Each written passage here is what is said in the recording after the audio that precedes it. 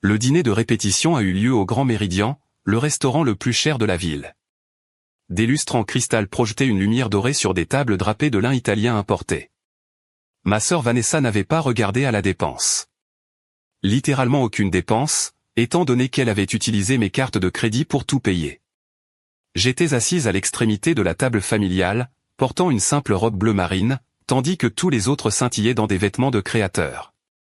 Vanessa tenait sa cour au centre, sa bague de fiançailles captant la lumière à chaque geste. Le diamant faisait 3 carats, peut-être 4. Je savais qu'il coûtait 47 000 $ parce que j'avais vu le débit sur mon relevé Amex il y a 2 mois. Ce saumon est absolument divin, s'extasia ma mère, tamponnant ses lèvres avec une serviette. Vanessa, chérie, tu as un goût si impeccable. Seulement le meilleur pour mon week-end de mariage, a déclaré Vanessa, en secouant ses cheveux fraîchement méchés. Ces mèches coûtaient 850 $ dans un salon exclusif.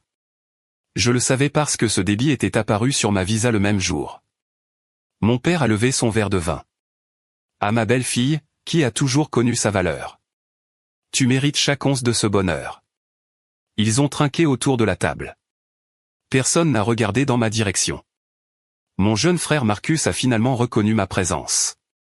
Sarah, tu es terriblement silencieuse ce soir.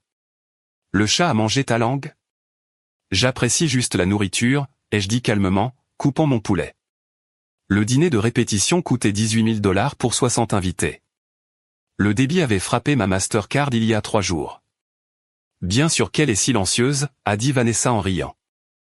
Que pourrait-elle bien apporter à une conversation sur les mariages de luxe? Elle fait un travail gouvernemental ennuyeux et vit dans ce petit appartement triste. Ma mère a hoché la tête avec sympathie. Sarah, chérie, on n'arrête pas de te dire qu'il faut que tu sortes plus. Regarde ta sœur. Elle épouse un banquier d'investissement. Pendant ce temps, tu as 32 ans et tu es toujours célibataire. Ma carrière me tient occupée, ai-je dit. Carrière, renifla Vanessa. Tu es examinatrice bancaire ou quelque chose d'aussi terne. Comme c'est passionnant. Elle s'est tournée vers son fiancé, Brett, qui était assis à côté d'elle, l'air suffisant dans un costume sur mesure. Brett gagne plus en bonus que Sarah ne gagne probablement toute l'année. Brett a souri avec suffisance. La banque, c'est là où est le vrai argent. L'examen bancaire de détail doit être pittoresque. Quelque chose comme ça, ai-je dit en prenant une gorgée d'eau. La vérité était que je travaillais pour la Réserve fédérale en tant qu'enquêtrice bancaire principale spécialisée dans les crimes financiers et la fraude. Mais j'avais appris depuis longtemps que ma famille ne s'intéressait pas à la vérité sur ma vie. Ils avaient décidé que j'étais la sœur ennuyeuse et ratée, et rien de ce que je dirais ne changerait leur avis. Ma tante Linda s'est penchée par-dessus la table. Sarah, ma chère, tu devrais vraiment laisser Vanessa t'aider avec ta garde-robe. Cette robe ressemble à quelque chose venant d'un magasin discount. Elle est confortable, ai-je dit. Confortable, a répété Vanessa d'un ton moqueur. C'est toute la philosophie de vie de Sarah. Appartement confortable, travail confortable, vêtements confortables. Pendant ce temps, certains d'entre nous ont réellement de l'ambition. La table a ri. J'ai remarqué que ma cousine Rachel enregistrait sur son téléphone, probablement pour Instagram. Elle documentait chaque moment du parcours de mariage de Vanessa pour ses 50 000 abonnés. En parlant d'ambition, a dit mon père, Brett, dis-nous en plus sur cette affaire que tu conclus. Brett s'est lancé dans une histoire détaillée sur une fusion qu'il facilitait. J'ai écouté attentivement, notant plusieurs détails qui semblaient douteux d'un point de vue réglementaire, mais je suis restée silencieuse. Autour de moi, ma famille buvait ses paroles, impressionnée par son sens financier. C'est le genre d'attitude fonceuse qui construit la richesse, a dit mon père avec approbation. Pas comme ces fonctionnaires qui se la coulent douce avec leur plan de retraite. Papa marque un point, a ajouté Marcus. Sarah, quand vas-tu trouver un vrai travail? Quelque chose dans le secteur privé où tu peux réellement gagner de l'argent. Je suis satisfaite de mon poste, ai-je dit. Vanessa s'est penchée en avant, ses yeux brillants de malice. Vous savez quoi, tout le monde? J'ai un aveu à faire. Elle a fait une pause dramatique, s'assurant que toute l'attention était sur elle. J'ai utilisé les cartes de crédit de Sarah pour les dépenses du mariage. La table est devenue silencieuse. Puis ma mère a ri nerveusement. Vanessa, ne plaisante pas avec des choses comme ça. Je ne plaisante pas, a dit Vanessa en souriant. Vous vous souvenez il y a 6 mois quand Sarah m'a donné son portefeuille à tenir pendant qu'elle allait aux toilettes dans ce restaurant? J'ai pris des photos de toutes ses cartes de crédit. Numéro, code de sécurité, tout. Mon sang s'est glacé, mais j'ai gardé une expression neutre. Tu plaisantes, a dit tante Linda, bien qu'elle sourit. Complètement sérieuse, a continué Vanessa. J'ai facturé presque tout sur ces cartes. La robe, les fleurs, l'acompte de la salle, le traiteur. Tout sur le crédit de Sarah. Brett a semblé mal à l'aise pour la première fois ce soir-là. Bébé, c'est en fait hilarant. Vanessa l'a interrompu. Je sais, n'est-ce pas? Et la meilleure partie, c'est, qu'est-ce qu'elle peut y faire? Nous sommes une famille. Elle ne va pas porter plainte contre sa propre sœur pour son mariage de rêve. Mon père a froncé légèrement les sourcils. Vanessa, cela semble un peu excessif. Oh s'il te plaît, papa, a dit Vanessa avec dédain. Sarah gagne assez bien sa vie et ne dépense jamais rien. Elle l'accumule dans son compte d'épargne ennuyeux. Je l'utilise juste à meilleur escient. Pensez-y comme son cadeau de mariage pour moi. De combien parle-t-on, a demandé Marcus, clairement amusé. Vanessa a sorti son téléphone et a commencé à faire défiler. Voyons voir. La robe était à $12 000. Les retouches, $2 000 de plus. Les fleurs sont à $8 500.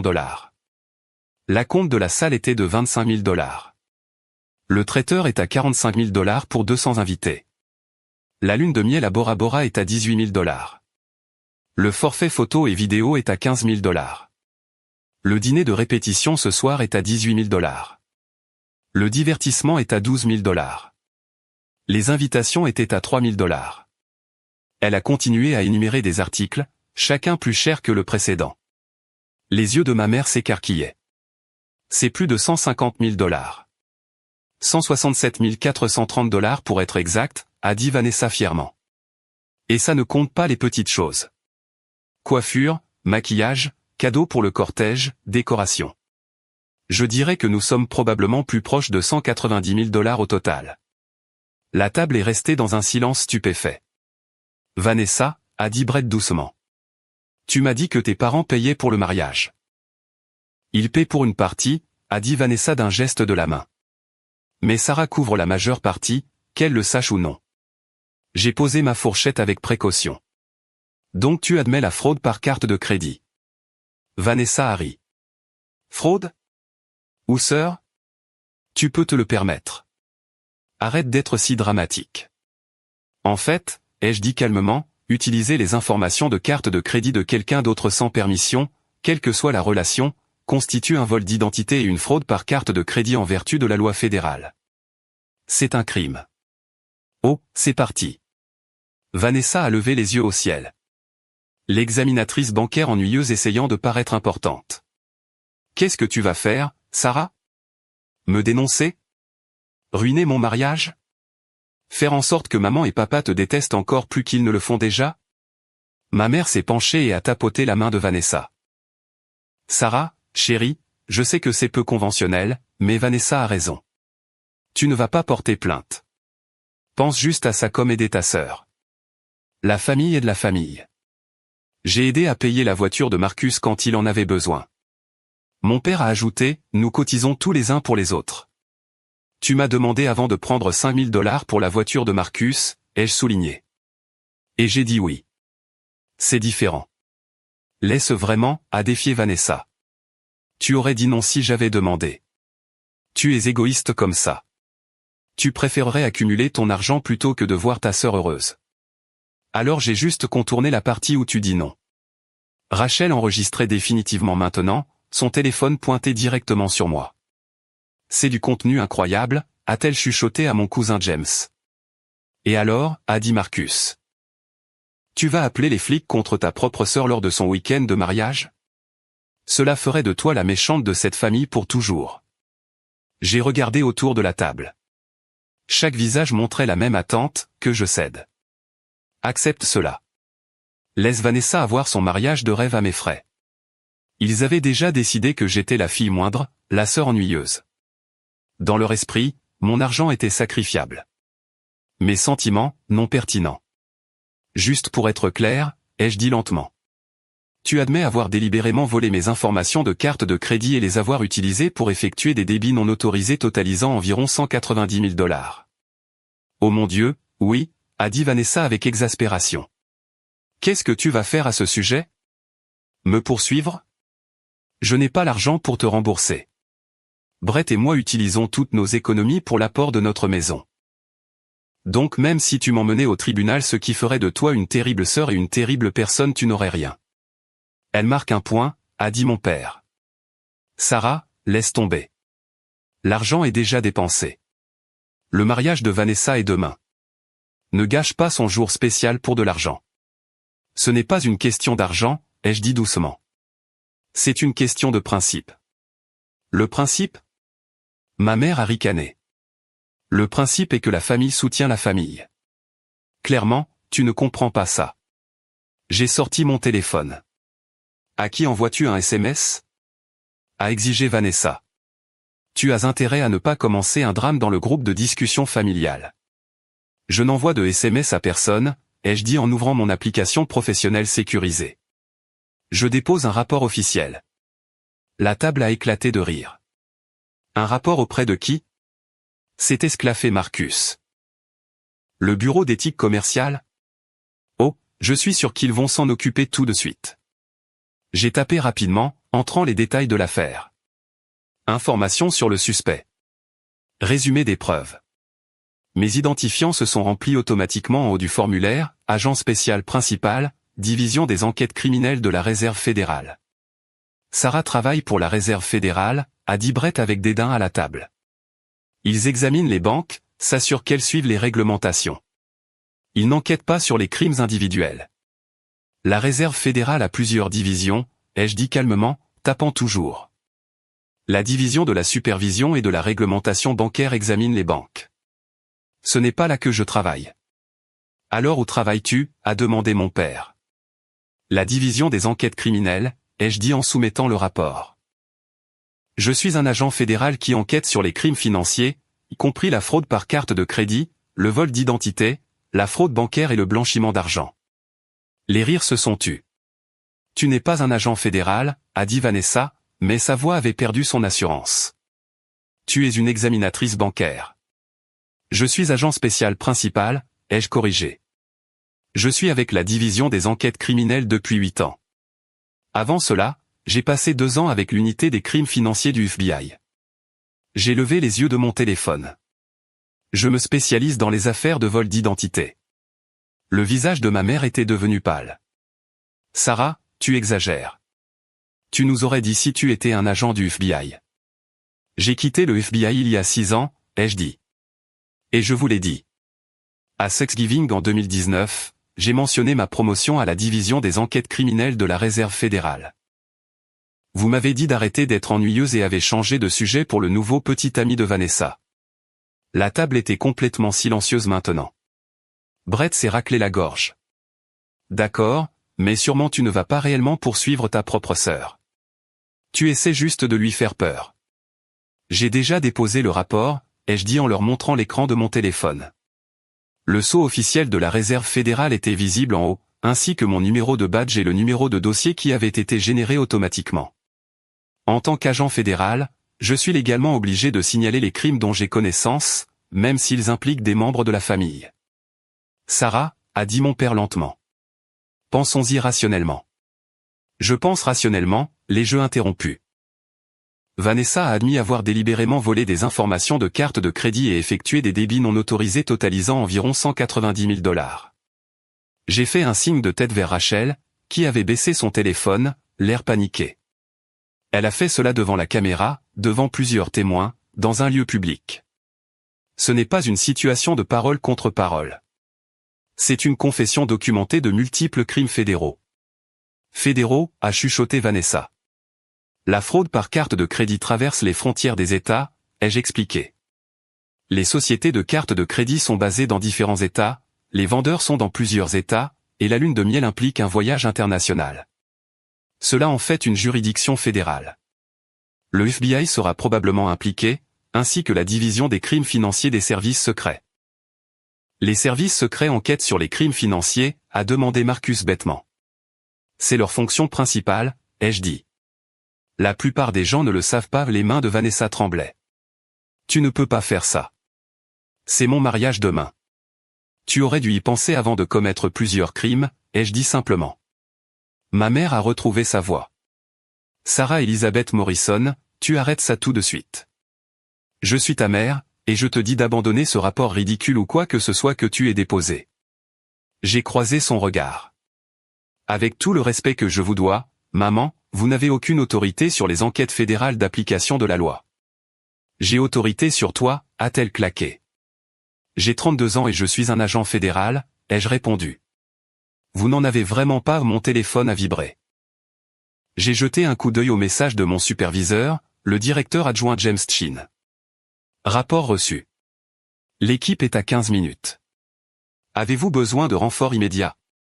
J'ai répondu par SMS, situation stable. Les suspects ne fuient pas. À bientôt. À qui envoies-tu un SMS, a exigé Brett. Mon superviseur, ai-je dit. Il coordonne l'équipe d'intervention. Équipe d'intervention? La voix de Vanessa s'est brisée. Quelle équipe d'intervention? Le FBI et les services secrets n'apprécient pas les crimes financiers de cette ampleur, ai-je expliqué. Quand quelqu'un avoue avoir volé près de 200 000 $, ils ont tendance à réagir rapidement. Surtout quand la victime est un agent fédéral. Cela suggère que l'auteur soit ne connaissait pas la loi, soit s'en fichait. Les deux étant préoccupants. Le restaurant était devenu silencieux autour de nous. D'autres dîneurs observaient notre table avec intérêt. Brett s'est levé brusquement. Nous partons. Je ne recommanderais pas ça, ai-je dit calmement. Fuir ajouterait des charges supplémentaires et vous ferait paraître coupable de conspiration. Conspiration? Brett s'est rassis lourdement. Je ne savais rien de tout ça. Vous n'avez pas questionné d'où venait l'argent pour un mariage à 200 000 $, ai-je demandé. Vanessa vous a dit ce soir qu'elle l'avait facturé sur mes cartes de crédit. Vous n'avez rien dit. Je viens de l'apprendre, a protesté Brett. Et pourtant, vous n'avez pas immédiatement insisté pour qu'elle appelle les sociétés de cartes de crédit pour annuler les frais, ai-je souligné. Cela pourrait être vu comme de la complicité après coup. Brett s'est tourné vers Vanessa, le visage rouge. Je t'avais dit que nous aurions dû faire un plus petit mariage. Je t'ai dit que 200 000 $, c'était dingue. Tu as dit que tes parents payaient. Ils étaient censés le faire, a dit Vanessa, des larmes commençant à couler sur son visage. Mais ensuite, les investissements de papa n'ont pas aussi bien marché. Et maman a dit qu'il ne pouvait donner que 30 000 $. Et j'avais déjà versé des acomptes et je ne pouvais pas avoir un mariage bon marché. Tout le monde me jugerait. Alors tu as commis une fraude, a crié Brett, attirant les regards de tout le restaurant. As-tu une idée de ce que cela pourrait faire à ma carrière? Je travaille dans la banque. Je ne peux pas être marié à une criminelle condamnée. Peut-être auriez-vous dû y penser avant de bénéficier du produit de la fraude, ai-je suggéré. Mon père s'est levé. Tout le monde, calmez-vous. Sarah, chérie, s'il te plaît. Parlons de ça en privé. Je suis sûr que nous pouvons trouver un arrangement. Il n'y a rien à arranger, ai-je dit. Le rapport a été déposé. L'enquête est en cours. Les agents fédéraux sont en route. Combien de temps avons-nous, a demandé ma mère frénétiquement. J'ai vérifié mon téléphone. Environ 10 minutes maintenant. La table a éclaté dans le chaos. Marcus a commencé à googler les peines pour fraude par carte de crédit sur son téléphone. Tante Linda appelait son mari avocat. Rachel avait complètement oublié Instagram et supprimé les vidéos qu'elle avait enregistrées. Mes parents avaient une conversation chuchotée et frénétique avec Vanessa, qui sanglotait dans sa serviette. Brett s'était déplacé 3 sièges plus loin de Vanessa et était au téléphone avec quelqu'un, disant « Je n'avais aucune connaissance d'une activité illégale encore et encore ». Un homme bien habillé s'est approché de notre table. « Excusez-moi, je suis le gérant. Nous avons reçu des plaintes concernant le niveau sonore. Je vais devoir vous demander de... » Agent fédéral, ai-je dit en lui montrant mon badge. Il va y avoir une opération policière ici. Vous voudrez peut-être dégager les tables environnantes. Ses yeux se sont écarquillés. Dois-je appeler la police? Les agents fédéraux sont déjà en route, les jeux assurés. Mais vous devriez probablement vous assurer que vos images de sécurité de ce soir sont préservées. C'est une preuve dans une affaire fédérale. Il a reculé rapidement, parlant avec urgence dans sa radio. Ma mère m'a attrapé la main. Sarah, s'il te plaît. C'est ta sœur. Ta seule sœur. Tu ne peux pas l'envoyer en prison. Elle s'est envoyée elle-même en prison, ai-je dit, pas méchamment. Je lui ai dit que c'était de la fraude. Elle s'est moquée de moi. Elle a demandé ce que je pouvais y faire. Tu peux arrêter ça, a plaidé mon père. Tu as déposé le rapport. Tu peux le retirer. Ce n'est pas comme ça que ça marche, ai-je expliqué. Une fois qu'un crime fédéral est signalé, surtout un aussi important, l'enquête se poursuit indépendamment des souhaits de la victime. Même si je voulais abandonner ce que je ne veux pas, je ne pourrais pas. Vanessa a levé les yeux, le mascara coulant sur son visage. Je suis désolé. D'accord ? Je suis désolé. Je te rembourserai. Avec quel argent, ai-je demandé. Tu viens de dire à tout le monde que tu as dépensé toutes tes économies pour un apport de maison. On vendra la maison, a dit Brett immédiatement. On rendra tout pour le mariage. On peut encore rendre. On fera des paiements. C'est entre vous et le tribunal, ai-je dit.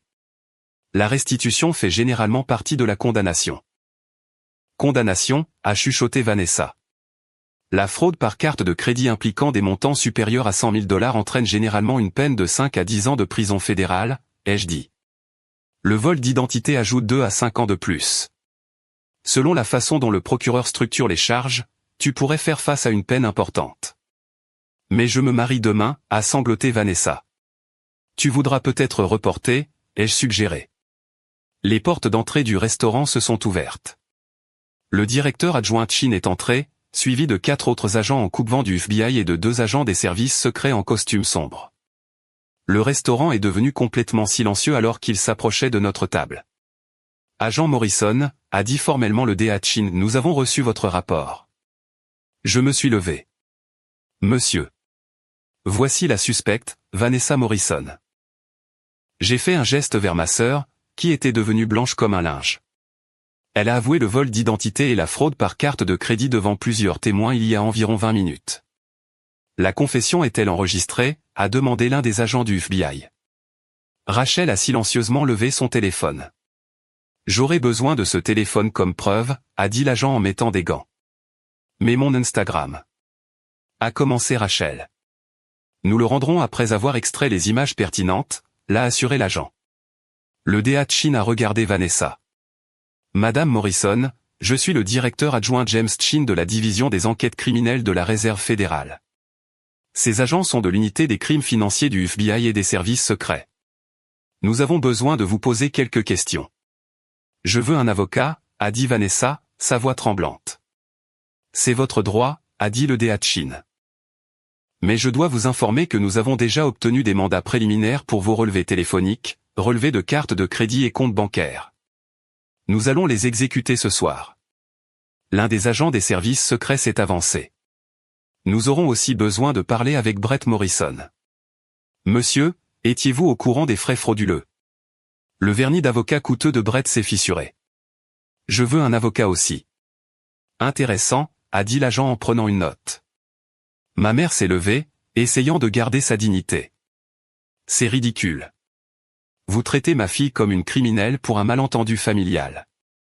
Madame, a dit patiemment le DA Chin, votre fille a admis avoir volé des informations de cartes de crédit et effectué environ 190 000 $ de débit non autorisé. Ce n'est pas un malentendu. Ce sont de multiples crimes. Mais c'est la famille, a insisté ma mère. La famille de Sarah. Elle n'aurait pas dû signaler ça. L'agent Morrison avait une obligation légale de signaler, a dit le DA Chin, mais même sans cette obligation, personne ne devrait s'attendre à absorber une perte de 190 000 $, famille ou non. Mon père a essayé une approche différente. Et si on rembourse tout maintenant? Sûrement cela résout le problème. La restitution n'efface pas le crime, a expliqué l'un des agents du FBI. Si quelqu'un braque une banque et rend ensuite l'argent, il a quand même braqué la banque. Ce n'est pas un braquage de banque, a protesté mon père. Vous avez raison, a dit l'agent. Le braquage de banque implique généralement moins d'argent et des peines plus courtes que la fraude par carte de crédit à grande échelle. Le sang a quitté le visage de mon père. Au cours de l'heure suivante, le restaurant a été transformé en scène de crime. Les agents du FBI ont interrogé des témoins, collecté le téléphone de Rachel et les téléphones de plusieurs autres personnes qui avaient capturé des vidéos. Les agents des services secrets ont travaillé avec le restaurant pour sécuriser leurs images de sécurité. Le DHIN a tout coordonné tout en s'assurant que les autres clients du restaurant puissent partir sans perturbation. Vanessa et Brett ont été séparés et interrogés individuellement. Je pouvais voir Vanessa pleurer dans la salle à manger privée du restaurant pendant qu'un agent du FBI prenait sa déclaration. Brett était assis au bar, l'air sous le choc, répondant aux questions d'un autre agent d'une voix monotone. Mes parents ont essayé plusieurs fois de me convaincre d'arranger ça, mais je suis resté ferme. Marcus avait disparu peu après l'arrivée des agents, réalisant probablement que ses commentaires moqueurs sur mon travail gouvernemental ennuyeux avaient mal vieilli. Tante Linda et les autres parents qui s'étaient moqués de moi plus tôt ne pouvaient plus croiser mon regard. Vers 22 heures, le DHIN s'est approché de moi. Nous en avons assez pour procéder. Nous allons arrêter Madame Morrison ce soir. Ce soir? Ma mère a eu le souffle coupé, ayant entendu. Mais le mariage est demain. Le mariage est le cadet de ses soucis, a dit le DHIN, étant donné le montant impliqué et le fait qu'elle ait utilisé les fonds pour des dépenses de luxe plutôt que pour des nécessités, le juge fixera probablement une caution importante. À quel point importante, a demandé mon père faiblement. Pour une affaire de fraude de 190 000 $? Probablement de 500 000 $ à $1 million, a estimé le DHIN. Pourrez-vous payer cela? Mes parents se sont regardés avec horreur. Ils venaient de dire à tout le monde qu'ils ne pouvaient contribuer que 30 000 $ au mariage à cause de mauvais investissements.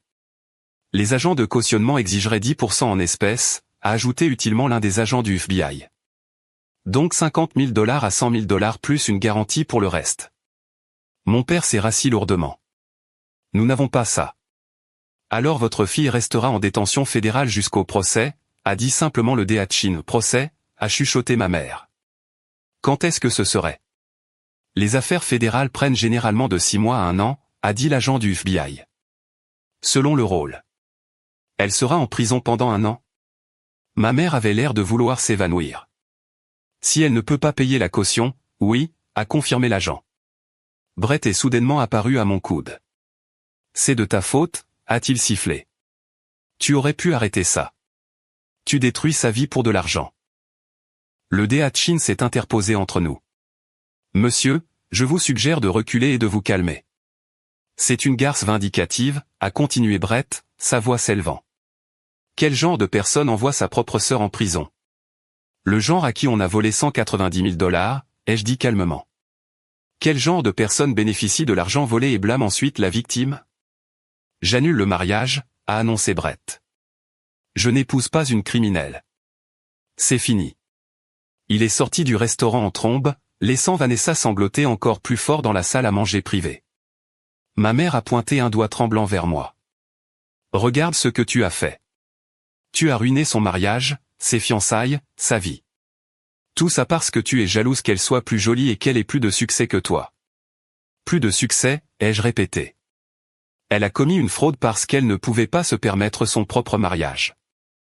Je suis un agent fédéral avec une carrière que j'ai mis une décennie à bâtir. Mais bien sûr, maman. Elle a eu plus de succès. Le visage de ma mère s'est effondré. Comment peux-tu être si froide? C'est ta sœur. C'est une voleuse, ai-je corrigé. Si une étrangère m'avait fait ça, tu exigerais son arrestation. La seule différence, c'est que nous partageons le même ADN. À 22h47, Vanessa a été formellement arrêtée. L'agent du FBI lui a lu ses droits Miranda pendant qu'elle sanglotait. Ma mère a essayé de la serrer dans ses bras, mais les agents devaient la traiter. Mon père restait figé, paraissant avoir pris 10 ans de plus qu'au début du dîner. Alors qu'ils emmenaient Vanessa menottée, elle m'a regardé. « Je te hais » a-t-elle dit, la voix enrouée d'avoir pleuré. « Je te haïrai pour le reste de ma vie. »« D'accord » ai-je dit simplement. Le restaurant s'est finalement vidé vers minuit. Le gérant s'est approché de moi en s'excusant. « Agent Morrison, il y a la question de l'addition. »« L'addition du dîner de répétition » ai-je demandé. « Oui. C'est 18 000 $. J'ai sorti la même carte de crédit que Vanessa avait utilisée pour payer. Ajoutez 20% de pourboire. Les serveurs ont beaucoup subi ce soir. Il a semblé soulagé. Merci. Et pour ce que ça vaut, je pense que vous avez fait ce qu'il fallait. Merci, ai-je dit. Le DA Chin m'a raccompagné chez moi. C'était une sacrée façon de passer un vendredi soir, a-t-il dit alors que nous nous arrêtions devant mon immeuble. Désolé que vous ayez dû déployer toute l'équipe, ai-je dit. Ne soyez pas désolé, a-t-il dit fermement. Morrison, vous êtes l'un de nos meilleurs agents précisément parce que vous ne faites pas d'exception. La loi s'applique également à tous. C'est tout le but. Ma famille ne voit pas les choses comme ça, ai-je dit doucement. Votre famille vous a volé 190 000 $ et s'attendait à ce que vous souriez à ce sujet, a-t-il dit.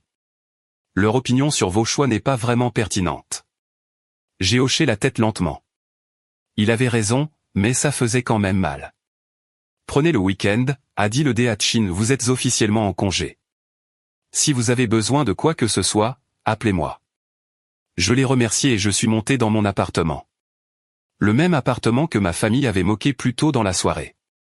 Mon petit appartement triste avec sa vue sur la ville, ses planchers de bois franc et son bureau à domicile dédié. Je l'avais acheté content il y a 3 ans avec mes économies, les mêmes économies que Vanessa pensait que j'avais thésaurisées.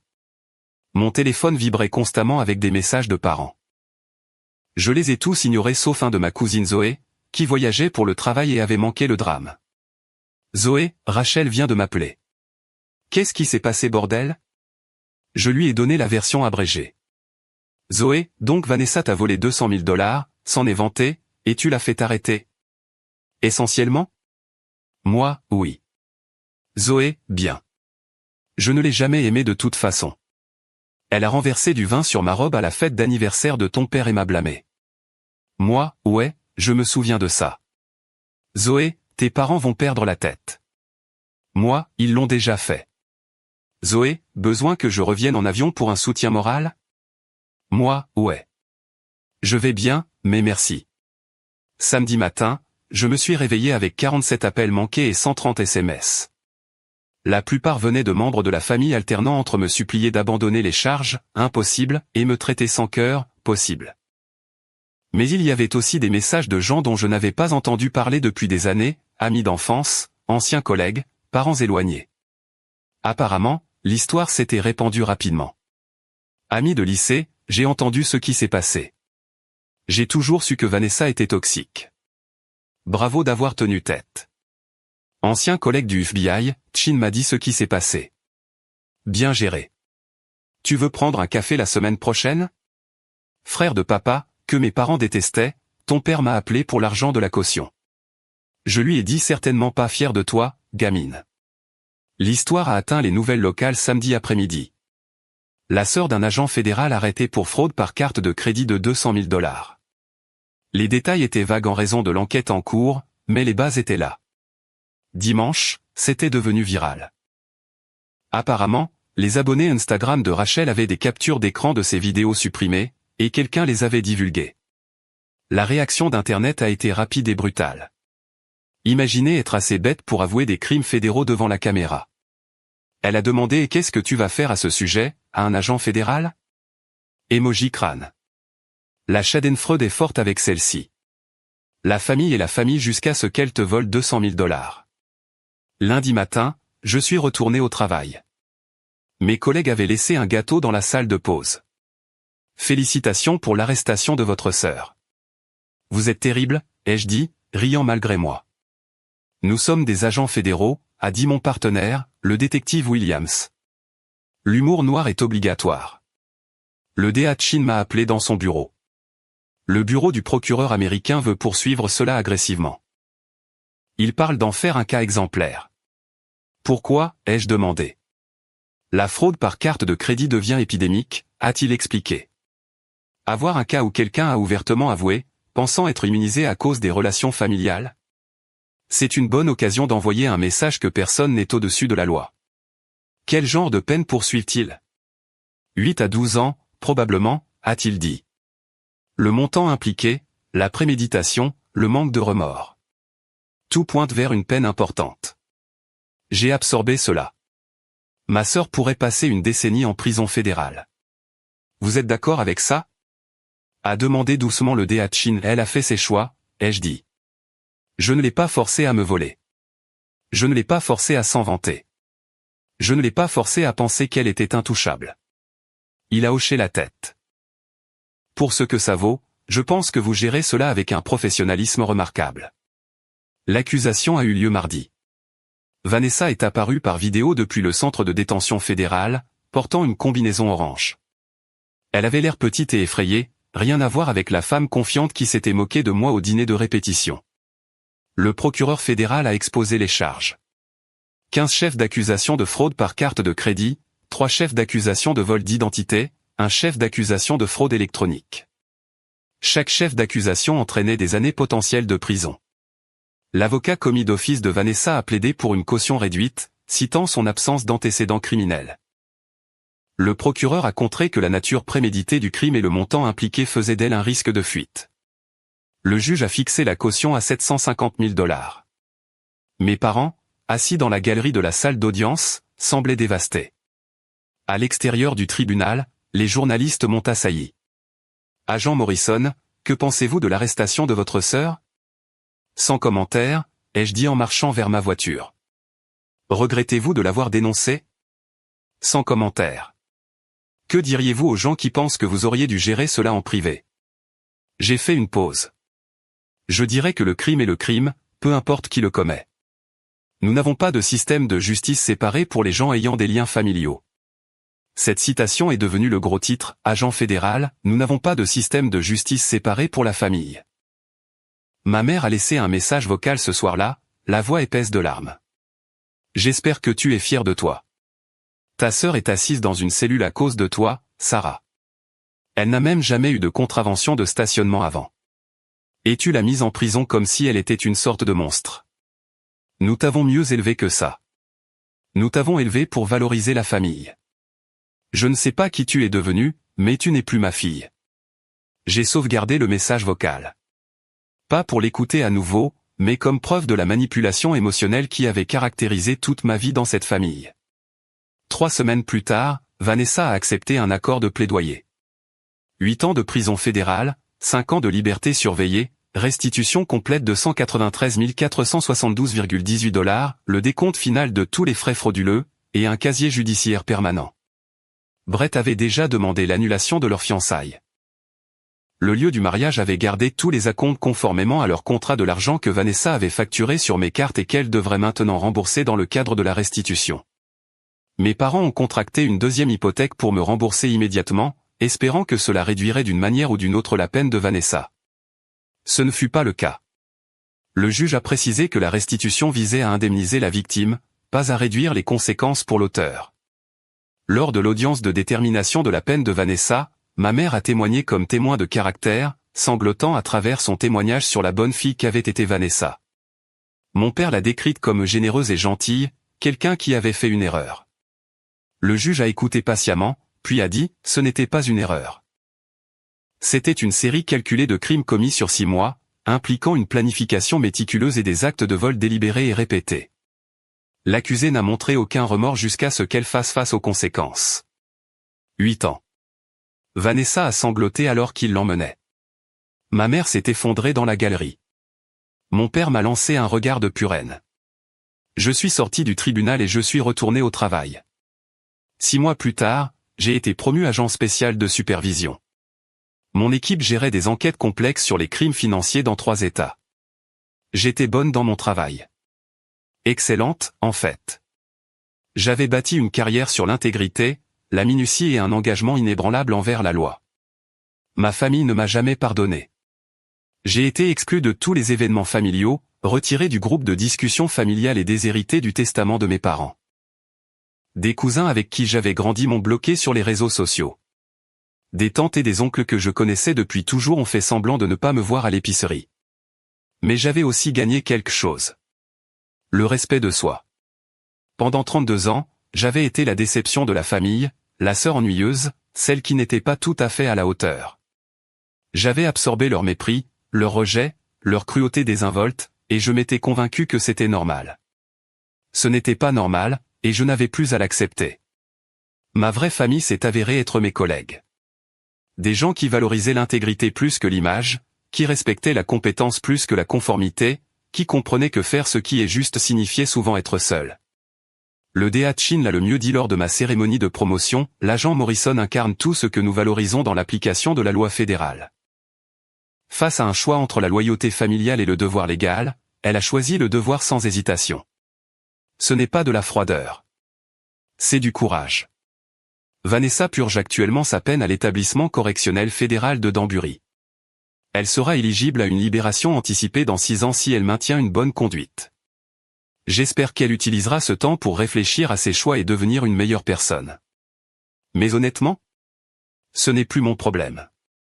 J'ai fait mon travail. J'ai fait respecter la loi. Et j'ai refusé de laisser les liens familiaux devenir une immunité contre les conséquences. Parfois, faire ce qui est juste vous coûte tout. Mais parfois, tout ce que vous perdez ne valait pas la peine d'être gardé.